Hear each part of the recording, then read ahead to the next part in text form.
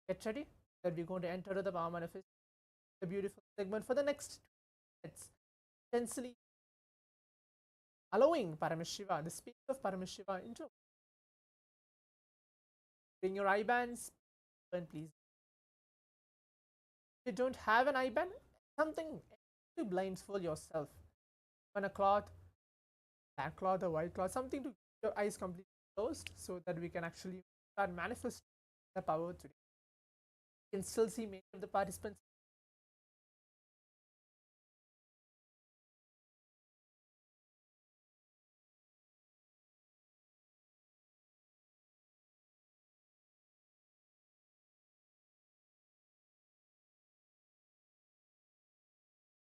Yes.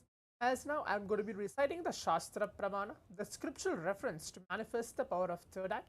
How this science of power manifestation there, all of us that can bring us in the tremendous space of powerfulness, space of oneness to connect with whoever might you may be. Maybe you are the first time for actually manifesting power, or you are not even actually manifesting for the past 2 has been complete have been over since the program has been started and still going on. But if you have not actually had a breakthrough in the power manifestation, especially the power of third eye, it's never mind. Again, listen to the Shastra Pramana where Bhagavan Paramashivam himself very beautifully tells that every single power manifestation, all of you might throughout the session, in every day's Paramashivoham session, we are actually manifesting more plus powers. In one of such powers are this, the power of third eye. In around the total, there are more than 400 plus powers revealed by Bhagavan Paramashivam. Every single power manifestation is authenticated, validated, not like Swamiji actually found the whole power manifestation, not at all. It has been lost, the science has been lost, and Swamiji, who is incarnation of Paramashiva himself, who has come down, the human, as now initiating all of us through the science of power manifestation. So I'll be reciting the Shastra Pramana and the translation for it, and then enter to the power manifestation. Kapalantarmano nyasya tishthanmitalochanaha ramena manaso dadyat lakshayed lakshamuttamam.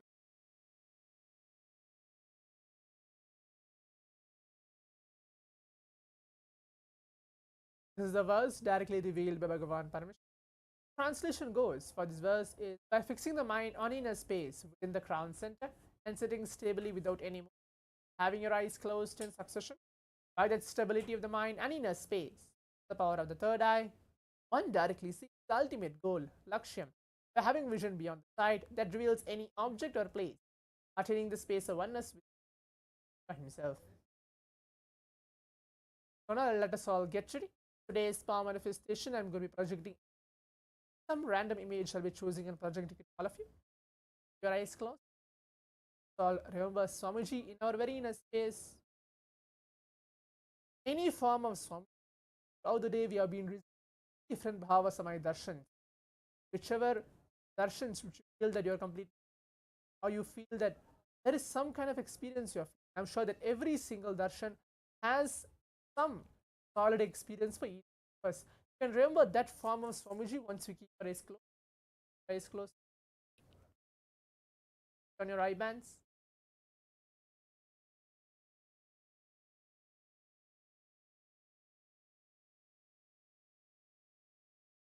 Let us all sit straight, close your eyes.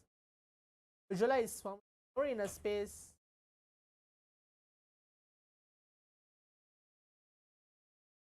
Turn your cameras and please eyes closed as we are going to begin the round 1 of the power manifestation.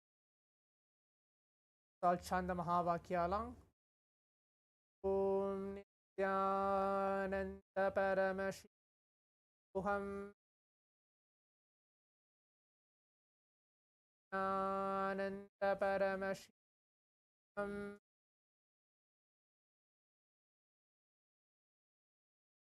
Paramashivam. I'm going to project the